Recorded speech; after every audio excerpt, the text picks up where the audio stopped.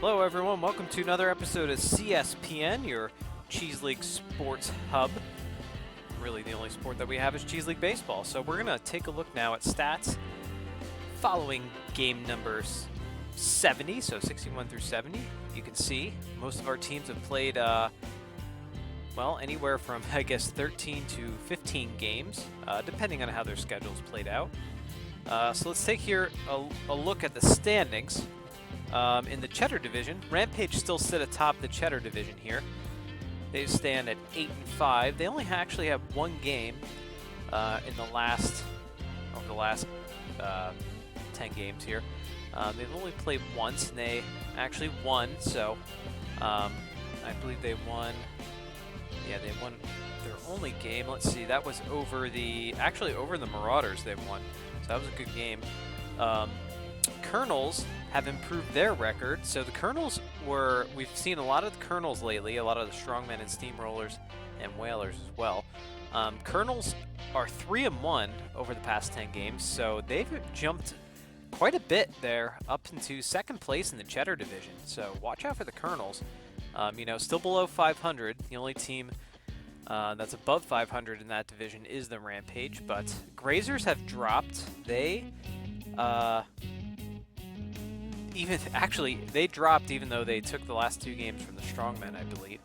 And Strongmen have dropped to 6-9, and the Steamrollers have dropped to 5-9.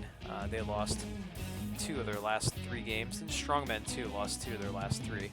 Take a look here at the Pepperjack division now.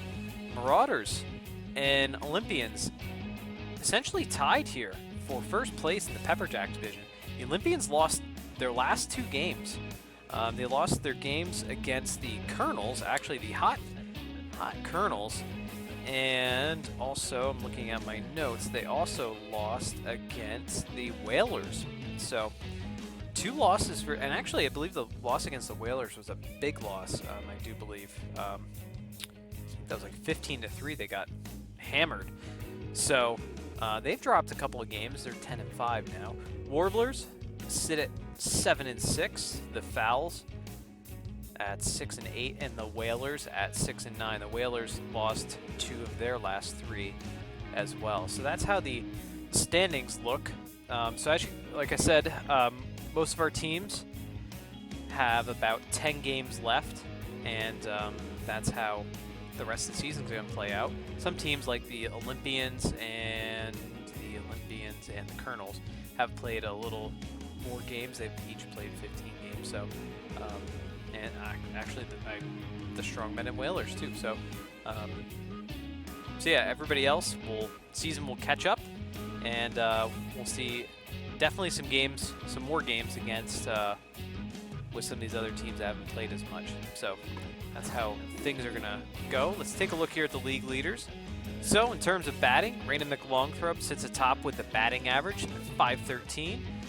Tugger Gentry also up there at .550. Austin's still hanging on up in the 3 slot there from the Grazers, even though the Grazers have fallen quite a bit.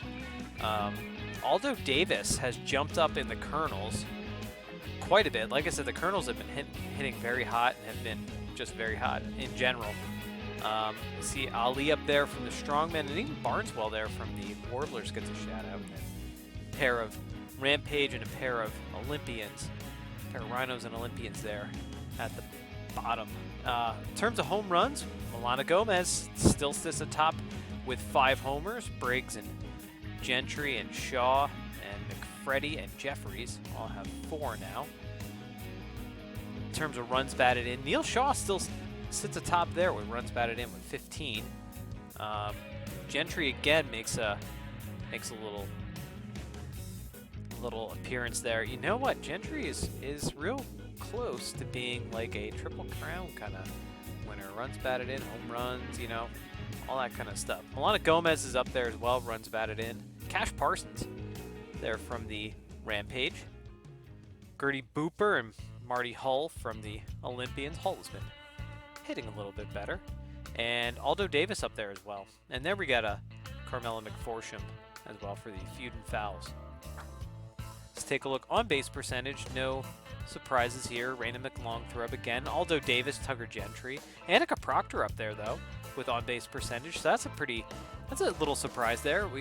Throughout this whole season, we haven't really seen too many Steamrollers hitters on these lists. So, excuse me. So seeing a Steamroller up there is good news for Rollers fans. Ali's up there as well. We got a bunch of other folks there. So slugging percentage, Gentry up top, Milana Gomez up top, Aldo Davis up top. Davis has just been, again, he's one of those hitters that has been pretty hot, and the Colonels have been hot as a team. Raina McLongthorpe there sits in 4th in terms of slugging percentage. Miles Pruitt there as well. Actually, a slew of Rampage players, so a slew of Rhinos there. In terms of on-base plus slugging, Gentry, McLongthorpe, Davis, Gomez, Pruitt, it's pretty standard. The same names that we've seen quite a bit. Hits, McLongthorpe again, Ali up there, Moran up there, tied with Austin and Gentry and Corker and Booper and Trickster and Bernal, so all of them have 18 hits. So again, it's a 24-game season. It doesn't seem like a lot, but these things add up. And you can tell what teams are playing hot, whether players are atop these lists. Extra base hits, Gentry and Pruitt. Booper's up there as well as Davis. And there's Marcos Lester, a hot-hitting Marcos Lester. He's been a pretty solid player all year there for the Feud and Fouls, so that's good to see. Take a look now at strikeouts. Julian Park is just the strikeout king in terms of, I think he's been atop of the list the whole entire season. So no real surprises there. Same thing with Gilmore. Hatter's had a fair share of strikeouts lately too. And there's a bunch of folks there as well. There's some more Warblers players too. You don't want to be on that list though. Runs scored, Trickster sits atop the list. And then Lester, Moran, and Plows all have 13. And you can see pretty much the same names really showing up. Let's take a look at stolen bases, because this is an interesting one. Langston Ali has been stealing a lot of bases lately. He stole a couple of bases the other day, I think in the one game. Actually might have been the Strongmen versus the Grazers, one of the 66 or 67. I think it actually might have been game 67, where he stole 2 bases, I think, in a single inning. So McLongthorpe's up there too. She likes to run quite a bit. Esperanza has been stealing a lot more. Burnswell, there's a couple of Olympians. And then here we go with Dozen Rolls, who's likes to run. The Steamrollers as a team, they like to run wherever they can. Same thing with Annika Proctor. In terms of caught stealing, of course, we have Strongmen. Strongmen like to run too, quite a bit. Lester, Liu, McLongthorpe, just a bunch of people there. Kurt Johnston is caught stealing the other day as well. So take a look at pitching now. Simon still sits atop there with 4 wins out of the Rampage bullpen. Oldham has 3. Harmony Sacred pitched a heck of a game. If you haven't seen, I think it was game number 69, Harmony Sacred, Colonels versus Whalers. Go back and watch that game. That was a great game. Good pitchers duel type of game. Harmony Sacred, Clarissa Newman. Sacred got the win there. Real great pitching outing from her, and that's pretty much what the Colonels have had. Osborne pitched pretty good for them the other day. Amy Woods as well, and yeah, so Walt Logan.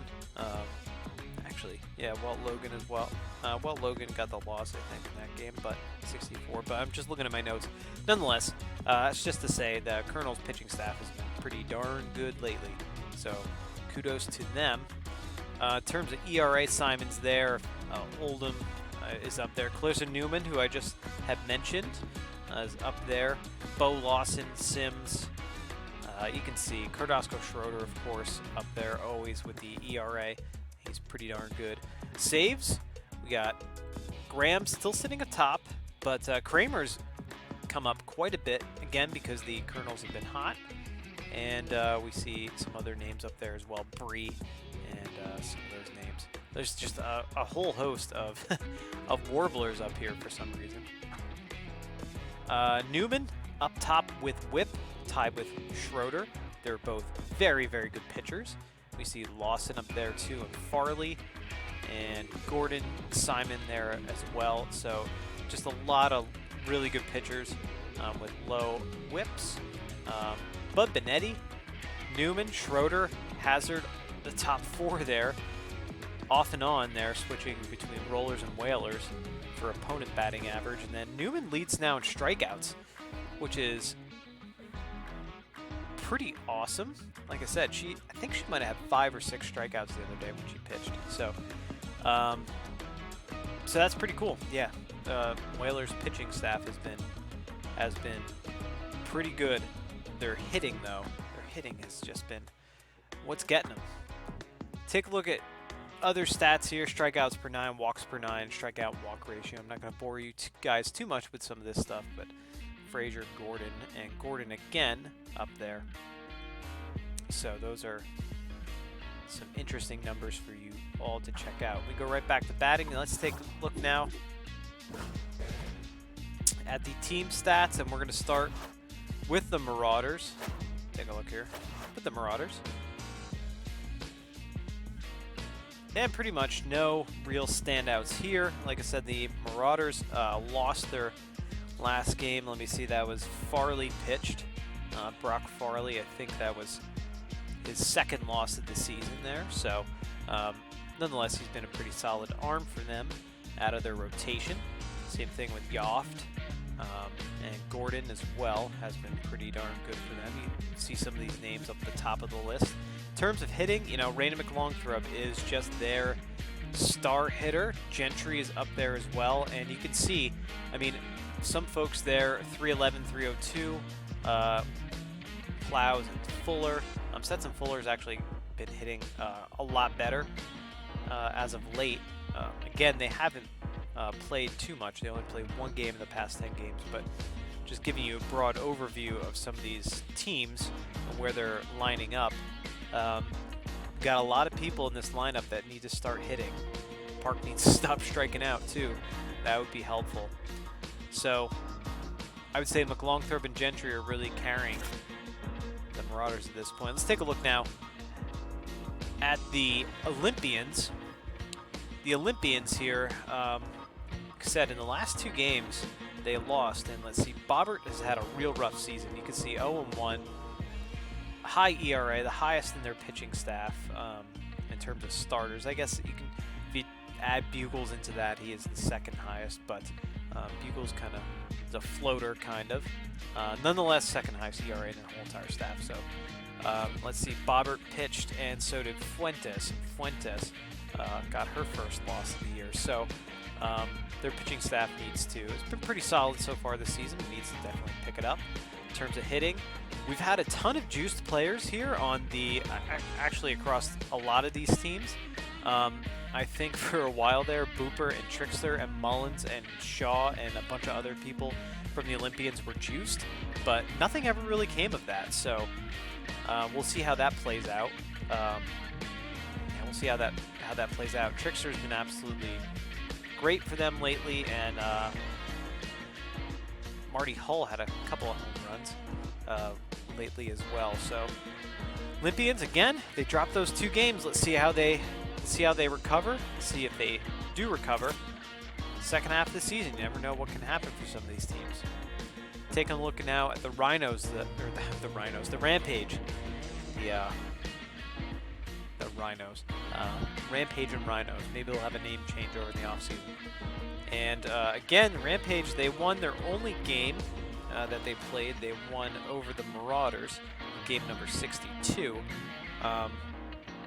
So not a lot of change here for them, really, when we're talking about it, but they've been pretty solid. You know, Webb and Pruitt is a name that you've seen up there quite a bit in terms of the top. Sparks has been hitting well. Parsons has been hitting well. We've seen him name up top too. So those are some guys that you want to keep an eye out. Some ball players you want to keep an eye out. Mike Gilmore, if you can start hitting a little bit better, that would be great. You know, you need a little more production too out of your catcher there in Case and Prouse. But things to keep an eye on. Their bench is looking pretty rough too. In terms of pitching staff, Buchanan, I believe Buchanan got the I don't know if he got the no decision or taking a look at my notes. He got the no decision last time. So just something to keep an eye on. Their pitching staff's pretty good, especially once you get down to Simon and he comes in and really kind of shuts things down out of their bullpen. So that's how the Rampage are lining up. Let's take a look now at the Steamrollers. So I mentioned the Steamrollers. They at the last 3 games they were 1-2. So they lost against the Fowls, the Feudin Fowls. They lost against the Colonels, and they won against the Colonels. So that was actually the Colonels' only loss in the past 4 games. But again, this lineup has struggled up and down. This lineup, you know, bright spots are Inika Proctor, who we've seen up in the top for hitting, and Shepard Pace has been good lately. Tristan Rios coming out of off the bench, and Cabrera coming off the bench too have been better hitters. But hopefully things will pick up a little bit. Johnston's hitting a little bit better. Roquette has been hitting a little bit better. And Hopkins too. I believe Hopkins might have had his first home run in the past couple of games. And pitching staff has been, again, pretty good for the Steamrollers here. You know, Bud Benetti's had a rough season. You know, despite having 11 strikeouts, he's had a pretty rough season. Same thing with Poke Mena. So hopefully things will turn around then. For these Steamrollers, they got lots of games left to play though. 10 games could make all the difference here. Get on a hot streak and see what happens. Strongmen too. They lost 2 of their last 3 games. Good news for them is Tucker Bauer's been hitting a little bit better. He's been getting on base. You know, it's funny though, every time he gets on base, either somebody's in front of him or there's just no opportunity to steal, and he's probably the best base stealer in the league, I would imagine. We just haven't seen him steal. He's the only one that I know of that has the stealer trait activated. So Langston Ali's been outstanding. Hilldown's been solid. Corker has been really, really good. Corker has been hitting out of the leadoff spot quite a bit. Milana Gomez, of course, is up there. Flounder actually had a good game the other day, I believe. Their pitching staff has been, I would say, below average, unfortunately, for Strongmen fans. But, and their bullpen's been roughed up quite a bit. But O'Donnell's a bright spot for them. So look to O'Donnell. And, yeah, I think Woolmate and Robertson were kind of roughed up. So things to look for is O'Donnell for sure. Once you get to the bullpen too, you know, Albright's been really good for them, and McClary's actually been a pretty decent closer for them too. So things are looking up there for the Strongmen. I don't believe they're at the top of the Cheddar division, or I mean at the bottom of the Cheddar division anymore. So looking up. Warblers, we have not seen the Warblers play in a little bit. I'm looking at my notes here, and it has been a little bit. They actually didn't play at all. So they're a team whose stats have not changed. So, you know, Barneswell, some of the names that we've seen, Barneswell, and really Barneswell has been carrying that team when you really look at it. So Judy Charles is pretty good for them as well. You know, just need more production from them. And their bullpen, you look at the Warblers starting rotation and bullpen, and look at those ERAs. 3.63, 4.5, 5.65, 2.63, and even some of the higher ERAs there, Clemens and Middleman, nonetheless. And Harrington is pretty good with 2 saves. Their starters are much better. Mike Griffin is a great starter, so their starters are much better than their leading on. So let's hope that the Warblers can have a little bit of a hot second half here, can kind of kick things into gear. Whalers lost 2 of their last 3 as well. Really riding on some timely hitting. You know, I think it was, looking at my notes, I think it was Reddy A maybe had some big hits. And Briggs for sure had some big hits as of late. I know that for a fact. And Sicily had some big hits as well. So just need more production out of their lineup. You see some people, English hitting 178, Cole Lane hitting 205. Even Ready A, their DH, who should be hitting higher. McIntosh 171. So they need some people to start producing for them. And I know that for the Whalers, Aiden Hazard pitched well the other day, but didn't get the decision. And I think Benitez ended up getting that decision. But, you know, they need to have a hotter second half. They need to get the bats in gear. And we'll see what happens with them. Downhill got the loss the other day, too. And that was game number 61, actually. So, things to keep an eye on. For the Feud and Fouls, the Fouls played not at all. Actually, no, I take that back. The Fouls played one game in the past 10 games, and they won over the Steamrollers, so that's good. Buzz Rice got the no decision in that game, but nonetheless, it was good for them. Huber's starting to heat up a little bit in 256. Moran has been their bright spot. Taylor Schmidt kind of fell off there a little bit. Taverna's improved her average, though she's still hitting 222. You know, you just need more people. Slow should be hitting better than he is, and McPherson as well. And there's Marcos Lester, who's been their bright spot. So you look at their rotation, though. Their rotation has high inflated ERAs, so that's something to keep an eye on. If you're a Fouls fan, keep an eye on those rotations, or their rotation. Once you get into the bullpen, not too bad for the Fouls. Kane Melton and stuff too. She's pretty darn good. Grazers, they took 2 from the Strongmen. I think I said that earlier. So, and their little series with the Strongmen. So, those are the only 2 games that they played, but 2 good games nonetheless. Dixon got the win, his first win of the year, and I'm looking here, Osborne, I believe Osborne got the no decision, but she pitched well, so bright spots there. Looking good all across the board for the most part in terms of pitching. Top 2, well, I would say maybe not. 3, well, 4 of their starters are pretty solid. Raymond's been roughed up quite a bit. Taking a look, though, their lineup, you know, we got Austin still hitting hot. We have Class Sparks up there. Esperanza's been hitting well. And same thing, Justice Berg's been hitting well. So, got to get some of these players start hitting a little bit better. Earp needs to step it up, and same thing with Stevenson, but they're looking pretty good. Looking pretty darn good. And last team here, again, Colonels have just been on fire lately. 3-1 in their last 4 games.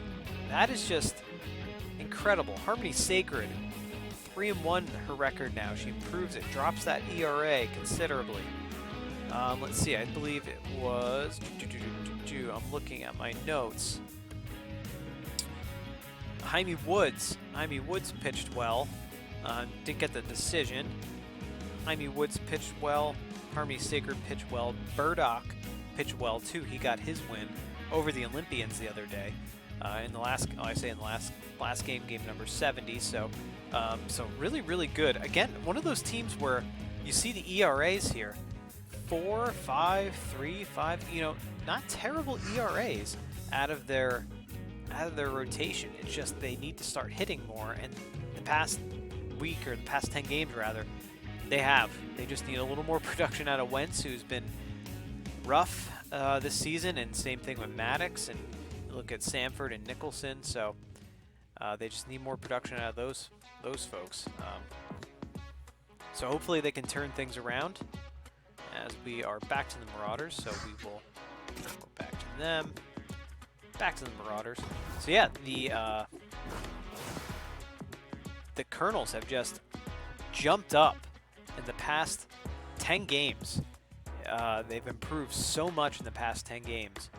So, something to definitely keep an eye on. Like I said, the Grazers have kind of been there the whole time. So they're tied, really statistically we're talking tied with the Colonels. But the Grazers kind of been there the whole time. atop of the Cheddar division. Strongmen have improved. Steamrollers fans are really hoping for something to turn around here. The big surprise for me in the past 10 games has really been the Olympians. The Olympians dropping 2 games. And again, over teams that they should have, honestly, they should have beaten the Whalers and they should have beaten the Colonels. They've been a hot-hitting team. They had a lot of juice players. They just have not been able to put it together. They had really bad outings. Bobbert has not been good all season, honestly, for the Olympians, and Fuentes was getting roughed around too. I think they went through a lot of pitchers in that game against the Whalers, I believe, where it was like 15-3 or something. So that's how the last 10 games line up, folks. I think we're getting the hang of this by now. It's only taken, what, 7 episodes of CSPN, but we're getting the hang of this. So we're going to move on to game number 71, and we will see you next time here on Cheese League Baseball on Geek Cheese on YouTube. Thank you so much for watching. If you like this video, like any of the Cheese League Baseball videos or the CSPN videos, please give them a thumbs up. Please subscribe to our channel and follow us on Twitter at geek_cheese to get all of your Cheese League Baseball news. Thanks so much for watching, everyone. Take care. Bye.